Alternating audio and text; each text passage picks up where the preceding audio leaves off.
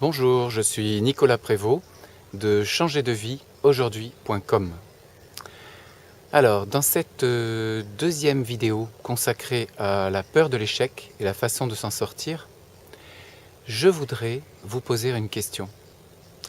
Nous avons dit dans la précédente vidéo que la peur de l'échec pouvait s'appliquer par exemple à une relation nouvelle du type relation amoureuse, mais également à la crainte d'échouer entre guillemets à un examen ou à une reconversion professionnelle. Et puis il y a des tas d'autres domaines auxquels je ne pense peut-être pas, mais qui peuvent être concernés par cette peur de l'échec. Alors je voulais vous poser une question. Deux questions même. La première question, peur de l'échec par rapport à qui, d'une part, et seconde question, peur de l'échec par rapport à quoi? En quoi voyez-vous un échec? Alors, pour répondre à la première question, peur de l'échec par rapport à qui? Pourquoi pensez-vous que ne pas réussir, entre guillemets, ou ne pas arriver à pérenniser une relation amoureuse soit un échec? Vis-à-vis de qui? Vis-à-vis de vous? Vis-à-vis de la personne en face de vous?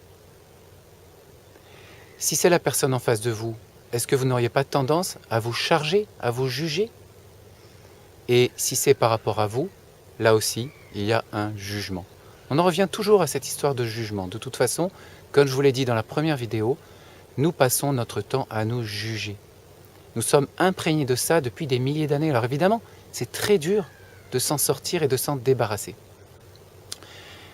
Par rapport à qui? Par rapport à moi. Mais à moi, l'échec, si je ne réussis pas à l'examen, c'est-à-dire si je n'ai pas mon examen, si je n'arrive pas à pérenniser la relation amoureuse, mais en quoi c'est un échec vis-à-vis de moi? En quoi? Posez-vous la question. Tout simplement par rapport à l'idée que je me fais de moi-même, à l'idée que vous vous faites de vous-même. Réfléchissez à ça. Quelle idée vous faites-vous de vous-même? Est-ce que vous n'êtes pas en train de vous inventer un personnage fictif? Un personnage qui devrait être comme ci, qui devrait être comme ça, et du coup, vous vous mettez beaucoup de pression. Par rapport à l'idée d'essuyer un échec par rapport à quelque chose, ne pas réussir un examen, en quoi, je vous pose la question, en quoi c'est un échec? Est-ce que ce n'est pas simplement la société? Alors je regarde un petit peu devant moi parce que je risque de me casser la figure. La société qui vous a appris depuis tout petit que celui qui n'obtient pas son examen, il est dans une situation d'échec? Est-ce que ce n'est pas la société, quand on écoute les adultes autour de nous, voire même les adolescents, quand une relation amoureuse se termine, on dit que c'est un échec? Que je n'ai pas été capable de faire ci, pas été capable de faire ça? Donc on s'est gravé cette notion d'échec dans l'esprit depuis très longtemps.